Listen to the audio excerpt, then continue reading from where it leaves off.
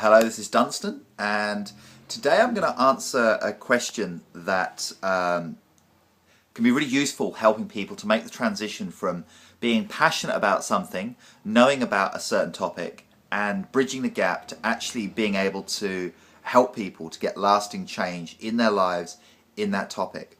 So let's say, for sake of argument, you are really passionate about food and you learn as much as you can about how to have a healthy diet, how to eat well, how to have locally sourced organic food, and say you've asked yourself a lot of questions about that and you've built up some expertise.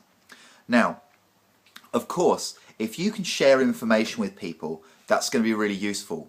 People having good information is a great first step, right? Because if people don't know any better, they generally, people do what they do.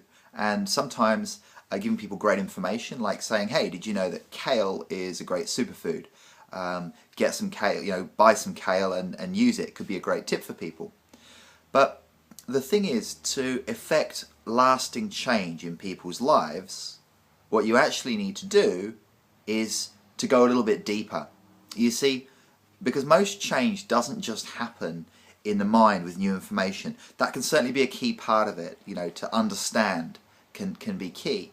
But really, for people to change their lives, for you, if you're going to be coaching someone or helping them through a process, for you to actually help that person to get a significant and lasting change in their lives, what you really need to do is help them to change their habits. Okay?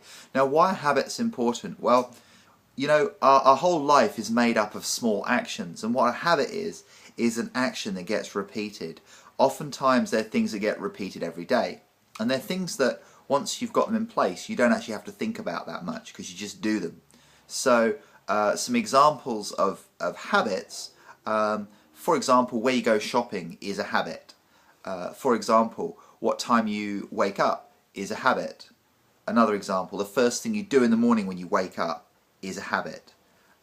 What kind of, whether you tend to cook for yourself from scratch, or whether you take something out of the deep freeze and put it in the oven, or whether you put something in the microwave. They're habits. Now, helping people to form new habits is one really powerful way that you can help them to get change. And the other thing is that, sure, there's new information, but oftentimes people actually know exactly what it is that they need to change in their lives. Okay, and this is a kind of coaching that touches on the deep wisdom of the human being.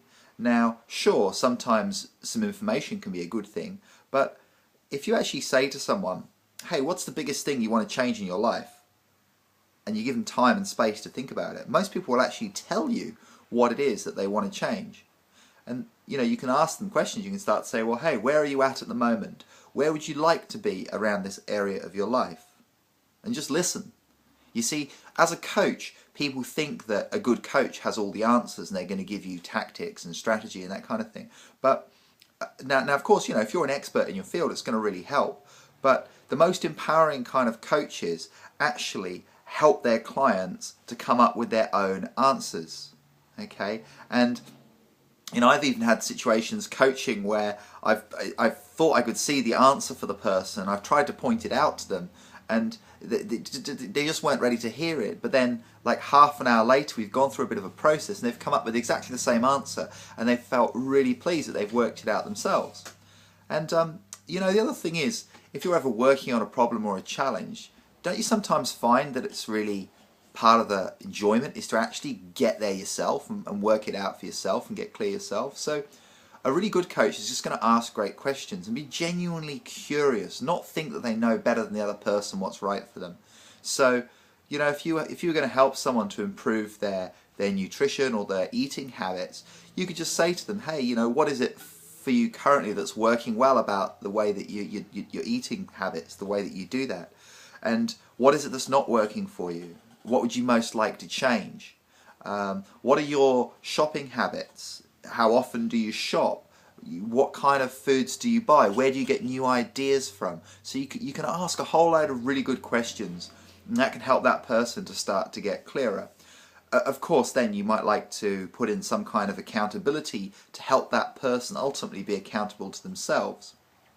But really, just asking people, what are the things that you need to stop doing in your life?